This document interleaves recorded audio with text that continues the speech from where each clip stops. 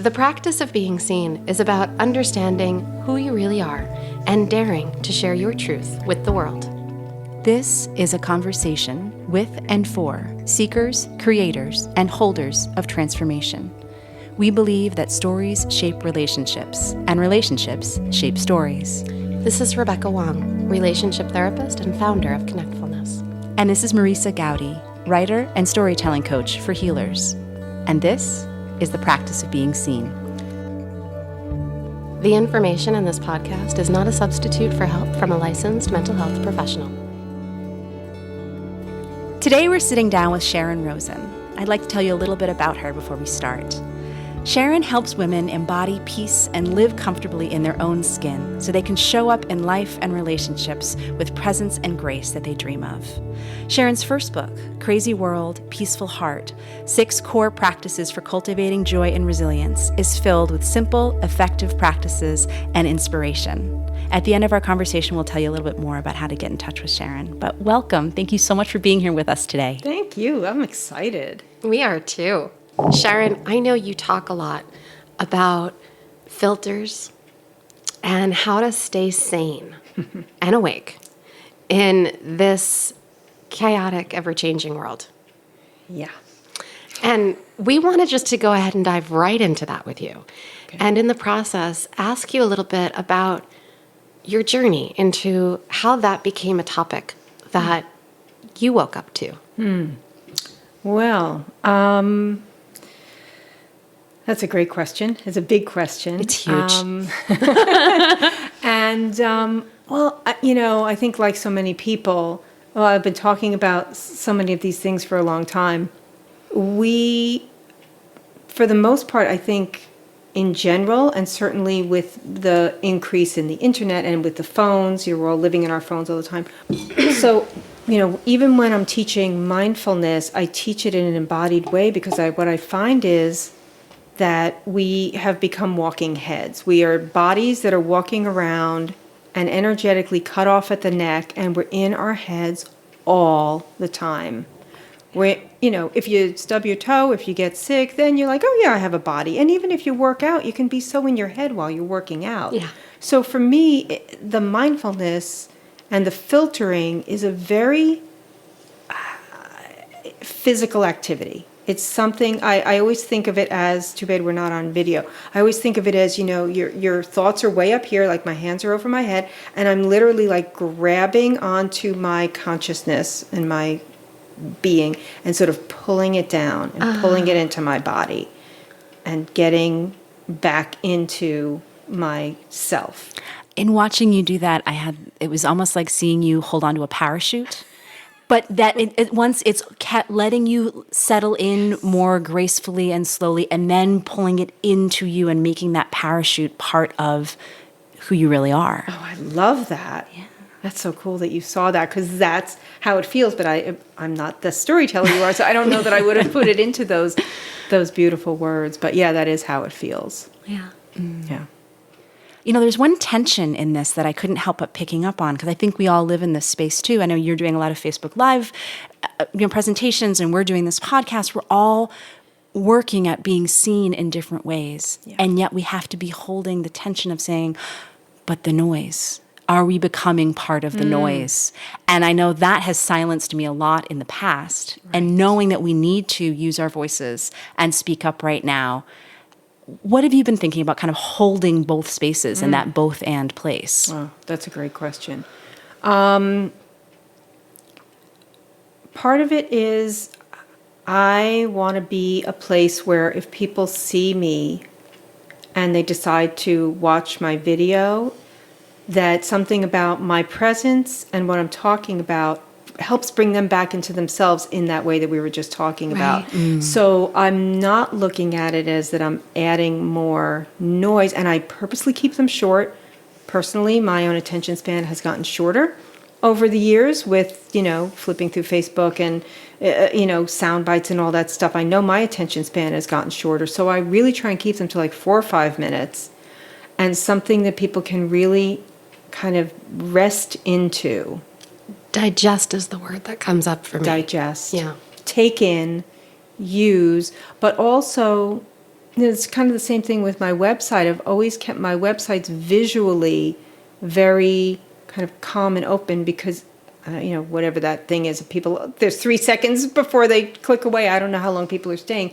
But what I want is for people when they land on my website or on a Facebook post of mine or on a video, that there's a part of them that goes, oh, I can relax here. There's not a lot of noise coming at me. Yeah, I have that same experience. When I look at your website, I know I try to do that with my own website, but also when I go to somebody else's website and it's too cluttered, I get really, I can feel it in my body. I can feel myself start like trembling, and I don't want to be there. Yeah. Yeah. Yeah. It's too much information. Yeah. And this just seems to point so much to how we're unifying good marketing sense. The mind likes white space, and we're thinking about readability and the 3-second rule. But it's not about that. It's about coming from a very human place and holding people in what they need and offering that. I mean, it sounds to me like it's about relationships. It's about being able to see how the effect that I or you or we have on each other. Yes. I love that you brought that up because to me it's all about relationship. And when I, am interviewed, or if I post something on Facebook and I say, I'd love to hear your comments, please give me your feedback, or, here's my email address. I really love to hear from you. And I very rarely do, which is interesting. People don't take advantage of that, but I'm wanting to connect. Yeah. I'm wanting to be in relationship with people and have a conversation. And not just, well, but are you going to buy something from me? It's like, let's be in relationship and talk to each other. Yeah. Yeah.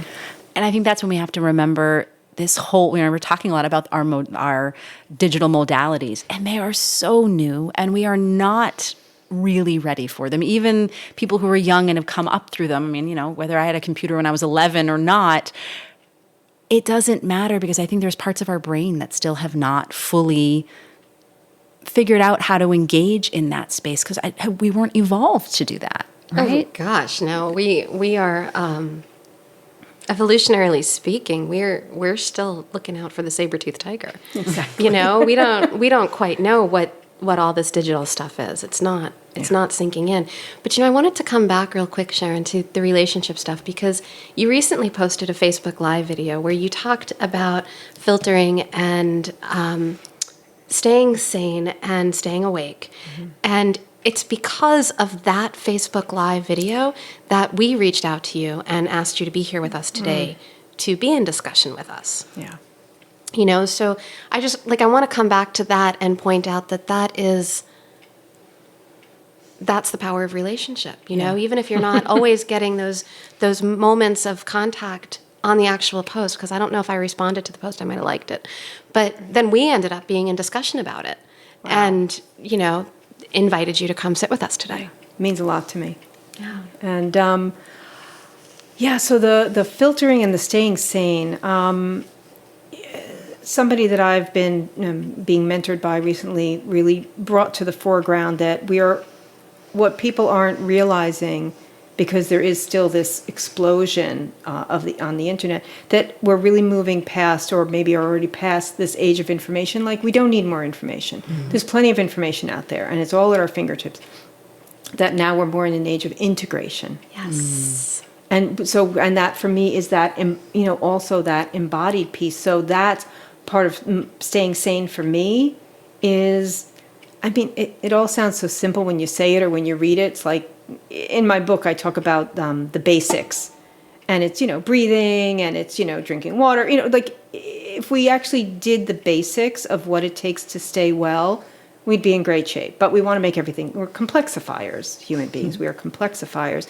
So to keep things simple and to keep things in the body, for me, literally, I have to talk to myself sometimes and say, Sharon, put down the phone, get up off the seat, go into the kitchen, fix a cup of tea, start prepping dinner, do something. That's how I stay sane. It's like, literally, I have to tell myself, put the darn phone down. You don't even realize, because that's the other thing. It's such a time suck. It's like you go down this rabbit hole and you think it's been 3 minutes and you look up, it's been 20. Right. So just, a lot of it is, it's kind of like the mindfulness thing. It's like training a puppy. Yes. Right? And mindfulness and meditation isn't about you're just magically going to sit down and because you've decided to meditate, your mind will clear of thoughts and it will all be blissful and fantastic. It's about learning how to work with your thoughts and not get tossed away by them, whether they're good or they're not good, and just kind of putting them on hold and saying, sit, stay, coming back to whatever your point of focus is. I often talk about meditation with my clients, and one of the things we talk about is how those distracted thoughts are the opportunities to flex the muscle. They're the opportunity to keep coming back. That's right. And that's the bigger moment than just staying clear and staying present, because it's each time you come back that you're actually making that muscle stronger, that you're learning a skill, that you're retraining your brain. Yeah, I love that. I say it in a somewhat different way, but that's really beautiful. And I know one of the people I've had the good fortune of being on retreat with, Sharon Salzberg, she says, the point of the practice happens in that moment. Yes. When you go, thinking, wow, I just planned a whole vacation while I was meditating. Okay, back. And that's the practice right there. That's it. Yeah. I find myself coming back to a word you said a couple minutes ago, which is we are all complexifiers. And, I'm thinking about this in terms of what we're just discussing in terms of in relationships and kind of coming in and out and being mindful within them. But knowing we live in this dramatically complex world right now that just got a heck of a lot more complex, or so it seems, in the last couple of months. And so I'd love to kind of speak to that a little more, about how knowing we need these practices more than ever, and they probably feel harder than ever, because it's not only just the technological YouTube usual BS that's distracting us, it's saying the stuff that's happening out there is real, and it's not some silly meme. This is affecting real lives, and how we can that's where the rubber's starting to meet the road. Yeah. How do we hold that? Wow. Yeah, that's big stuff. So the first thing that comes to mind, which doesn't directly address that, but I'll circle back, is, when we were talking before about filters and sanity, I think in certain ways, because it's now our normal, and I'm using air quotes, normal, that, it's a 24/7 news cycle, right? The TV used to go off at like midnight, and the news was only on from, 6 to 7 or whatever. Like, just because it's on doesn't mean we need to be engaging. And it's that cycling. I became mostly aware of this, after 9/11. It's like, how many times can I watch those planes hit the building? With the constant bombardment of quote unquote information. Like my husband always says, when I'm grasping, if I start grasping it, like, ooh, there's a really good deal. He's like, there's always a good deal, right? There's always a good deal. There will be another great sale. So that, that urgency gets built in, and then how do we not buy it? How do we disconnect from that sense of urgency? What I'm hearing you talk about is the practice of discernment. Yes. Recently, I was listening to a podcast where they were talking a little bit about this practice in the business world, the practice of discerning. And they said, whenever their clients were sitting with having to make a choice, the answer was always to schedule time to come back. That it was never to make the choice or to do anything. The only thing to be done was to give it more time. Yeah, so We're all silenced for a second, because I think that seems like such a radical thing to do. I'm serious, to give yourself more time and say, I have permission to come back to this later when I'm ready for it. Everything we've been talking about in this conversation is so much about reactivity and gotta in our instant world. Yeah. That's radical. Right. I think time becomes the filter, right? It's not I have to read it, I have to see it, I have to digest it all now. It's there. yes. I can take it in when I'm ready to. I can make choices about things when I'm ready to. If choices are made for me, then they're made for me. But, there's... Well, that's it, right. Discernment is about making choices. Yes. It's about making choices and about what you want to take in, what you want to do with something, how you Absolutely. feel. About who you trust to be your filter. Because that's the thing, it's very important to go to the primary sources and to listen to who's said in what speech. But that's why we have journalists. That's why we have writers. If we can find the group we trust, They are there to support us and do some of that heavy lifting for us. That's a relationship and a community we may have with any number of podcasters and broadcasters who help us understand. Yeah.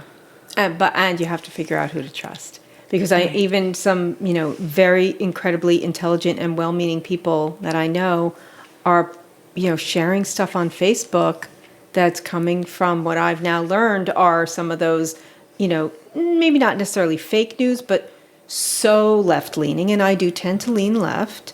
And of course, the right-leaning people are really listening to the people who lean right, but that they're not necessarily the more centrist objective viewpoints. We're always going to have different perspectives, though. I mean, like this is not a new problem. Right. It's magnified. We're seeing it differently because of social media and, a whole bunch of other pieces. But the conversation about there being different stories and what's the truth. Mm-hmm. I mean, we can go back beyond biblical times and find the same conversation being had. This is a very old conversation, which I think brings us in some ways into what are you pointing at? The mystery. Yeah, I was going to go there. Yeah. Good. Okay. I was giving you the notes. I had already put an arrow there on my page. Okay. So we share a brain cell sometimes. Mm-hmm. So I think this brings us right in to talking about mystery, which, Sharon, it's from what I understand, this is one of your topics, one of your things. Absolutely. Can I quote you to yourself for a second? Please. Okay. The mystery is what holds and binds us when every resting place has fallen away, and it is in the falling that we find a deeper sense of safety and reassurance, because everything is possible, yet nothing is guaranteed. Mm. Ooh.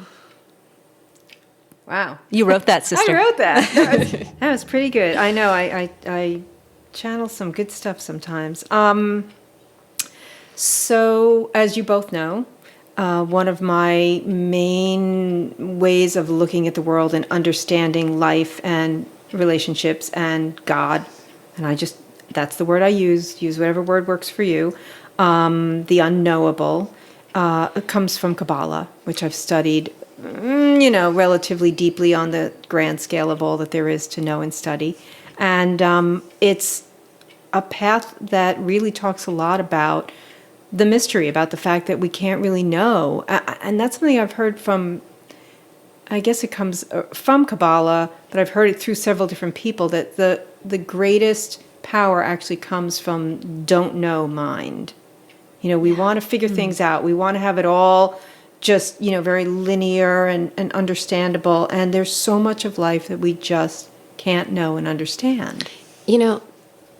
Some of the teachings that I have read talk about the beginner's mind. They talk about this state of awakening.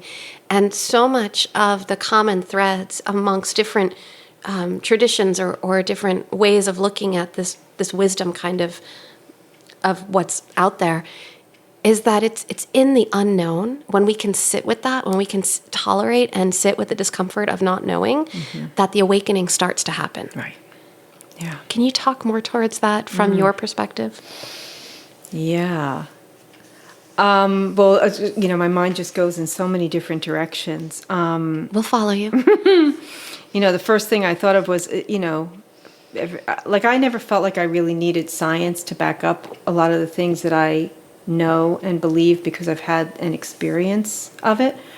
But people love science. But, I always talk about the biggest mystery. We all know a sperm and an egg come together and it creates a baby and cells start dividing. Well, how do the cells know to divide? Like that to me is the mystery. What is that? Or, there's so many things. Like for me, when I learned about in Kabbalah, there's the concept of the Ein Sof, which is kind of like the Tao, but it's the limitless light of everything. It's the everything ongoing beingness that we're all held in.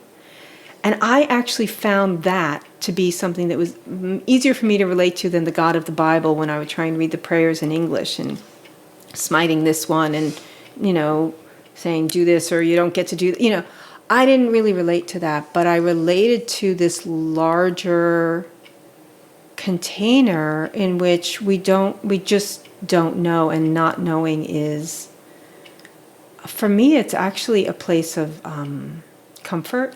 I was thinking as I was listening to you talk, I was thinking the not knowing becomes a way of being held. Yes, and being held. That was exactly the next thing that I was going to say, because let me see if I can say it the way I feel it. I think there's a lot of power in not knowing.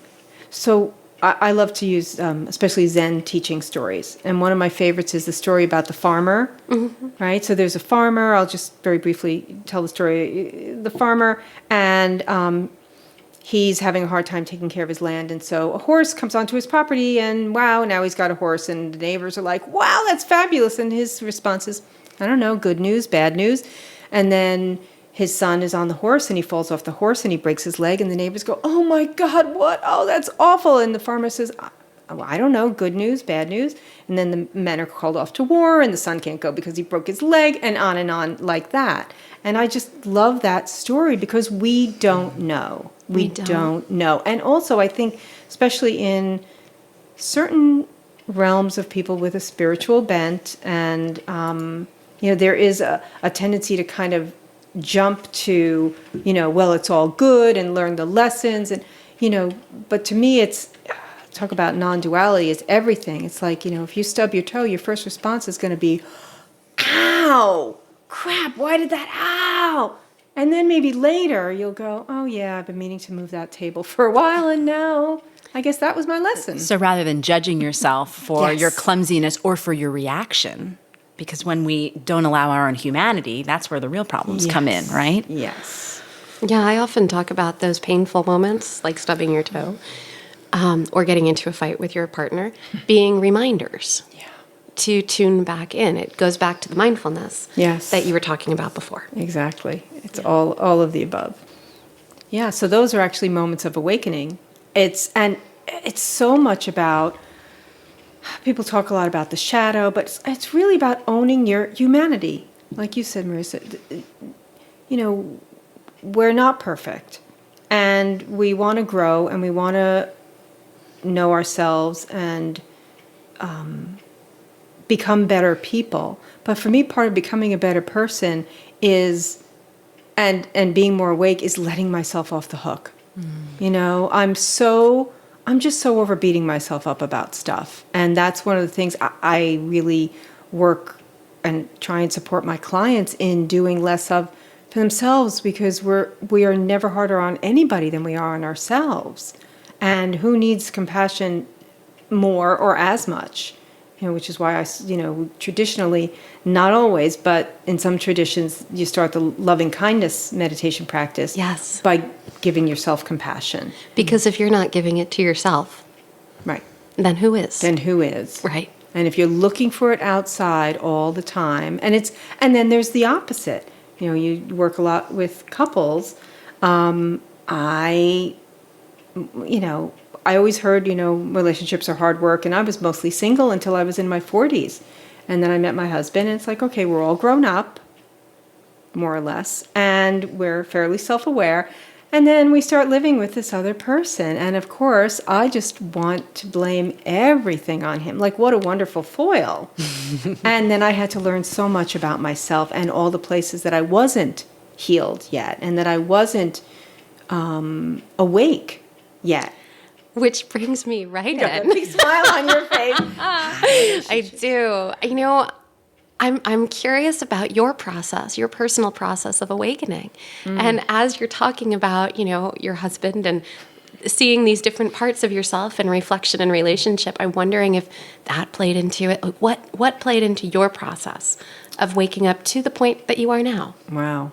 I think being really unhappy and having a strong biogenetic disposition, and also, to me, being Jewish, a tribal disposition towards anxiety and depression, and then there's the whole human thing of how we're still wired, to be on the alert for the saber-toothed tiger, like learning a lot about neurophysiology and how all of that works. But it started with having a family history of depression and mental illness and experiencing it myself in my own life, and then getting to a point where and I was fairly young when this happened, but at least mentally saying to myself, the buck stops here. Yeah. Like I've got to, I don't want to live like that. And if I have kids, which I didn't have, but I figured in my 20s, I thought I would, I don't want to pass this on. So that was probably the thing that got me started on the journey of, therapy and spiritual searching and, personal growth workshops and reading copious books. And teaching. And teaching, yeah. Because teaching becomes a way of making it yours.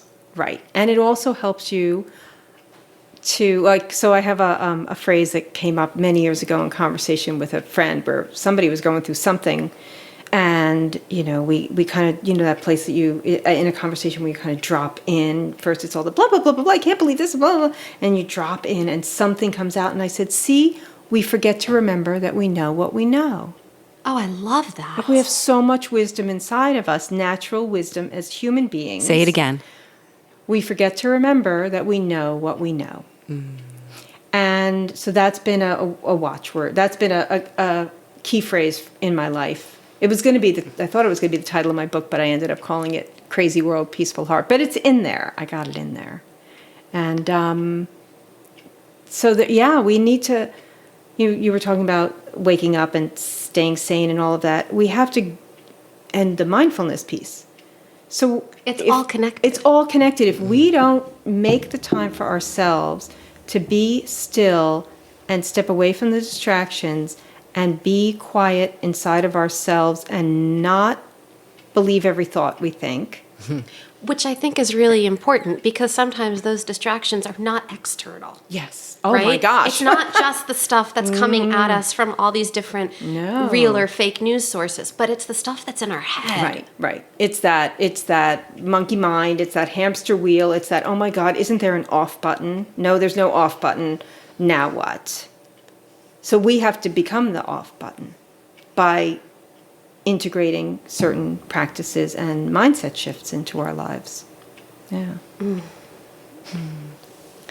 You mentioned the title of your book, and it just feels so prescient that that's where your title, I don't know how long ago you wrote it, but it feels so prescient as we're in this time of our crazy world, and we need what's the second part of it? Peaceful heart. Peaceful heart.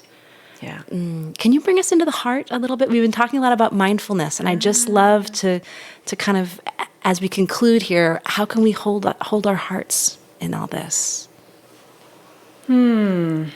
Well, sometimes for me it's a physical thing. So literally putting one hand on the heart and then also one hand on the belly, which also connects us through the central column in the tree in Kabbalah. I think remembering our essential goodness, like really reminding yourself that no matter how much you might screw up in life, like your intentions are basically good. The loving kindness practice for me is a big one. And just remembering also all the people that I am connected to. Like when I went through one of my worst depressions back in my late teens, early 20s, no matter how awful I felt and how much I felt like, why am I even here? This is just so awful.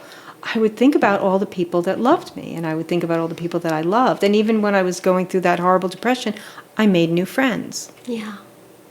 It's like, okay, there's some goodness here. And then how do you hold on to that and then expand and build on it?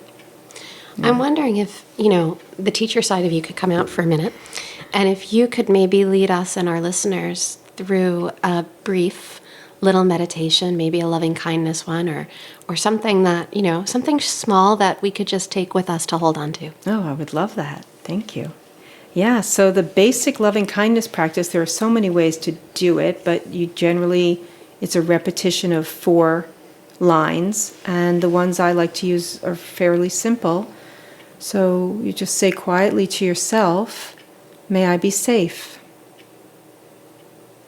May I be strong. May I be peaceful. May I live with ease. So may I be safe. May I be strong. May I be peaceful. May I live with ease. And just repeat those phrases silently to yourself in whatever rhythm feels right for you. For at least, I would say, 2-3 minutes, more if you can. And if you want to put one hand on your heart to just really present yourself there, that's a beautiful thing too, because it is a lot about embodiment. Thank you. Yeah, thank you. You know, that of course brings me now into a whole nother discussion. Because what that brought up for me was a Viktor Frankl quote, for man's search for meaning. And I'm not remembering the quote exactly, but I know that he talks about the last of our freedoms being the way that we look at the world. Right? Wow. That being the one that nobody can really ever take away from us. Right. Wow. That is beautiful. And that's exactly it. I've spent so much time in my life in listening to clients. I was mostly a massage therapist for a lot of my career. And, it's kind of like being a hairdresser. People tell you everything, maybe even more so intimate. And the proliferation of negative or unhappy stories and mindsets, it was astonishing to me. And, and so the more I've shifted that in myself, and that's one of the things that I help, people when I'm working with them one-on-one is, how do you let go of those stories? How do you not take them so seriously? How do you make the choice to make a shift in your mental perceptions, and see, we could talk forever. We could. Because then that comes back to discernment, because I'm not talking about spiritual bypassing, which I think is a real issue in a lot of spiritual circles, where people they just kind of leapfrog right over the problems. But you're talking about the through line. I'm talking about the through line, exactly. Go The through deeper. line. And so you have to know how you think. There's the cognition, the type of thinking that gets things done and makes things happen and helps people figure out how to build chairs and houses and cars and boats. And then there's that discursive thought where the same loop is going around and around and around in your head. Oh, I can't believe she said that. What am I going to do? This feels really awful. When we get hooked into that, that's not helpful. I mean, we might work through some things as we're doing that, but when we keep catching ourselves in the same loop, to me, that's when it's like when a kid is, having a tantrum and then you hand them a toy. It's like redirect. So how do we redirect ourselves in our own minds when we catch ourselves? And that's the mindfulness piece. And I need to take a little story detour here. Please. Because a few minutes ago you talked about, our stories and how they keep coming up. And there's certainly a pejorative sense around, you got to change the tapes on your old stories. But it becomes an act of discernment and an act of reclaiming, and that very cognitive way that we put our stories together, our own understanding our own life stories, and also deciding how you were going to tell a story so that we can communicate an idea to someone, so that we can, evoke a feeling in somebody else, so we can make sense of our world.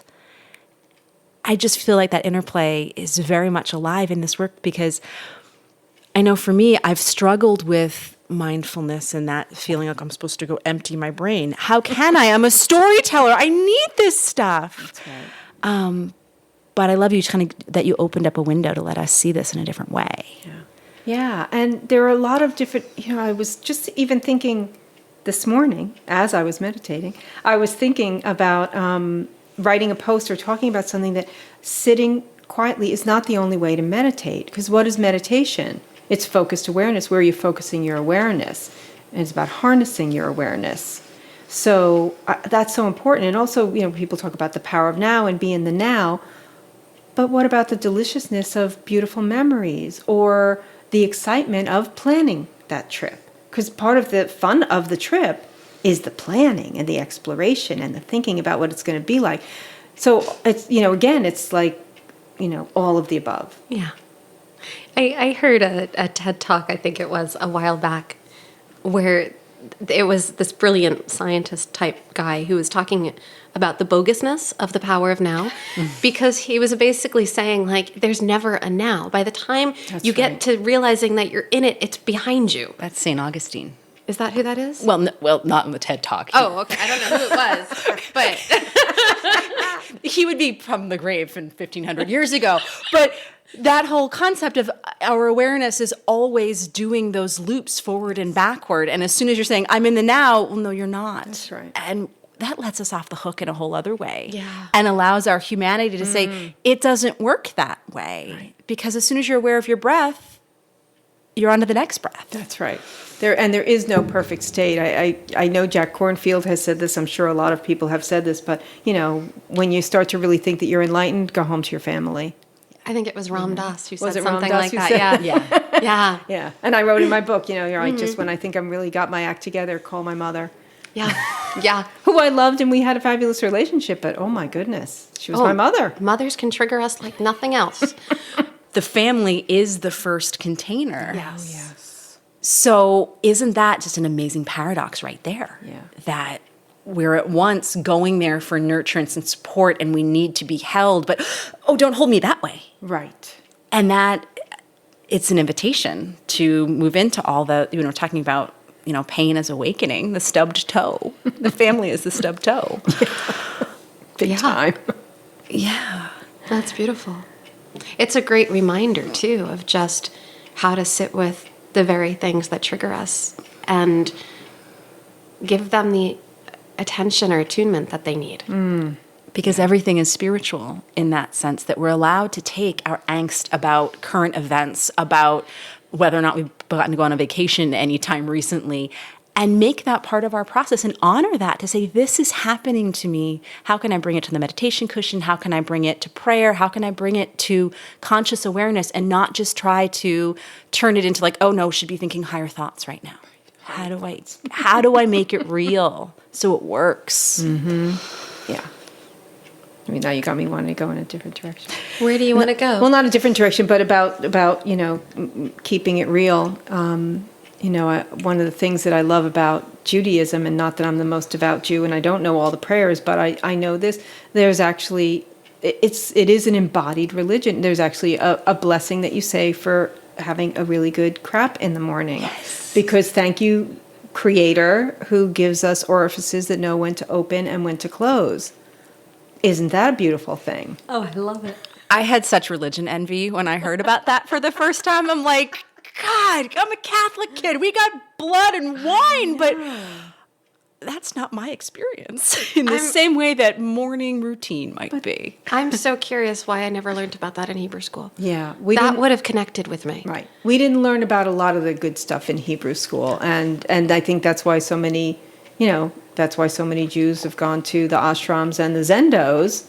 And yet there's so much richness, which was also why I was so happy and excited to study Kabbalah. I was like, oh, I never wanted to not be Jewish. I just wanted to have some really juicy spiritual stuff that I could really connect with. You needed the mysticism and the mystery. Exactly. Yeah. Exactly. That's what's at the heart of these great faiths that pulls us into, I see myself in this. Yeah. I see something I need. This isn't tradition that seems too hard to identify with. Right. It's the holding of all the unknown. It's the holding of all the unknown. And it's the container. It's when you find a container that you can feel really held in and rest into, so that you can continue to unfold into more and more of your wholeness. That's a beautiful thing. And right there, we drop the mic. That's a beautiful thing. Sharon, thank you for being with us today. Thank you for giving us an opportunity to see you and to hold all of us in the wisdom that you brought forth today. Wow. Well, thank you. Being with the two of you it's a great blessing. And we are lucky to have Sharon here in our studio in the Hudson Valley. So Sharon, can you tell us a little more about how people can get in touch with you and find more about your work, both locally and anywhere where someone is with a computer? Anywhere someone is with a computer or a phone. Yes. I actually love working on the phone because then you don't have the visual distractions and you just kind of laser right in.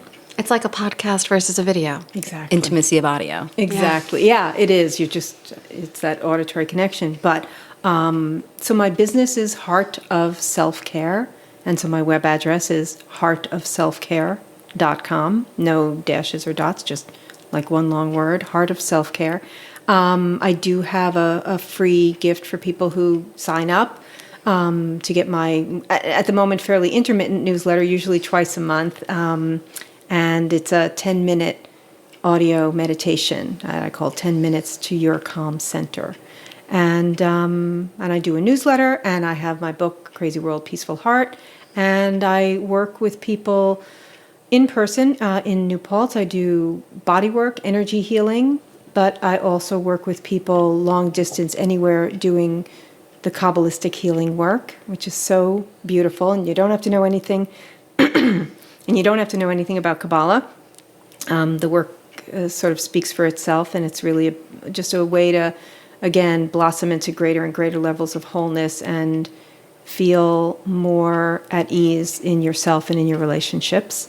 I do some coaching. I call it a combination of coaching, teaching, and healing. I love that. And those three things together, I think, really hold people in a space where they can not just get cognitive awarenesses, but also start learning how to incorporate practices into their lives in a way that really works for them, and then receive these beautiful, spiritual, energetic, atmospheric healings that just really help nourish the soil of their being so the changes that they want to make can really take root.